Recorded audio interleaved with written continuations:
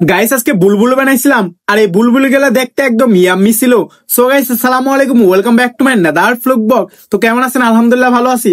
আজকে আমার বুলবুলি খাইতে মন চাইছে, তার জন্য অফিস থেকে আসার সময় আটা নিয়ে আসছি আর সেই সাথে চিনি। এবার আটা আর চিনি দিয়ে একটা বুলবুলি বানাবো। তার আগে কিভাবে বানাতে হয় সেটা আপনাদের দেখাই। প্রথমে তো আমি চিনি নিয়ে নিছিলাম আর গাইস চিনি নেওয়ার পর এখানে একটু গরম উষ্ণ পানি নিয়ে নিছি। সো গাইস পানির সাথে এই চিনিটা একটু মিক্সার করতেছিলাম। তারপর ভাবলাম একটু বেকিং সোডা দিয়ে দেই। এবার তো গাইস একটু বেকিং সোডা দিয়ে দিছি আর বেকিং সোডা দেওয়া শেষ হয়ে গেলে তারপর এটা পানি দেওয়ার বেকিং সোডাটাও একটু ভালোভাবে মিক্সার করে নিতে হবে। সো গাইস মিক্সার করা শেষ, এবার আটা দেওয়ার পালা।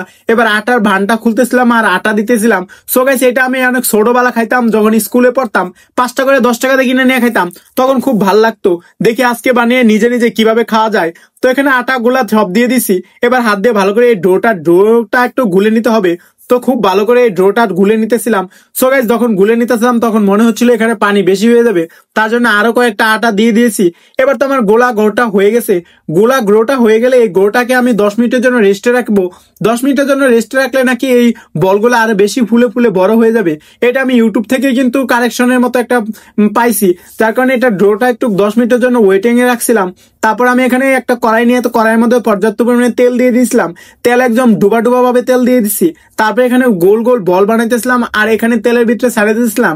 সো গাইস যত বড় বড় সুন্দর সুন্দর শেপ করবেন গোলগুলো, আপনার এই বুলবুলিগুলো কিন্তু তত সুন্দর হবে আর দেখতেও কিন্তু ততটা ইয়ামি হবে। কিন্তু আমার অতটা শেপ হচ্ছিল না, কারণ আমার ডোটা একটু নেতায় গেতা ছিল, তার জন্য আর কি। তো আপনারা গুলতে বলা ডোটা আর একটু শক্ত করে গুলবেন। সো গাইস যখন এটা দেখবেন একদম বুদবুদানি উঠছে তখন এটা হয়ে যাওয়ার পালা। এবার তো এক পাশ হয়ে গেছে, আরেক পাশ হওয়ার জন্য আমি এটা উল্টে পাল্টে দিব। সো গাইস দেখতে পাচ্ছেন বুলবুলি গুলা দেখতে একদম কতটা ইয়ামি হচ্ছে। আপনারা আরো একটু কম দেবেন, আমি বেশি দিয়ে দিছি, যার কারণে এখানে একটু মানে জায়গা হচ্ছিল না। সো গাইস খুব ভালোভাবে এই বুলবুলি গুলা বানিয়ে নিতেছিলাম। সো গাইস এক পাশ হয়ে গেলে আরেক পাশ হয়ে গেলে আরেক পাশ। এবার তো সব পাশ হয়ে গেছে, এবার এগুলোকে উঠিয়ে নেওয়ার পালা। দেখতে পাচ্ছেন বুলবুলি গুলো দেখতে কতটা ইয়ামি হয়েছে আর একদম গোল গোল শেপ হলে তো আরো বেশি সুন্দর দেখা যাবে।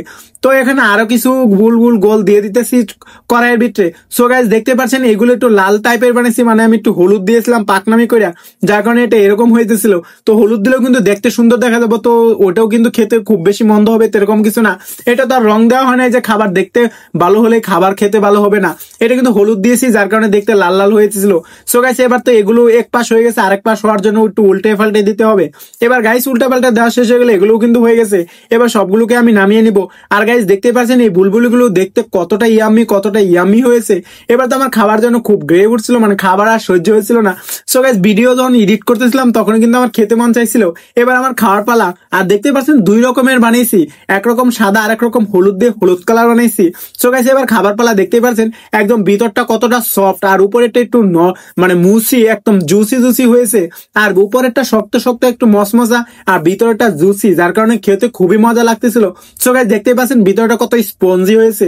তো আমার এটা তো বানাতে খুবই ভালো লাগছে। আপনার কেমন লাগে সেটা কিন্তু জানাবেন। টাটা বাই বাই, ভালো থাকবেন।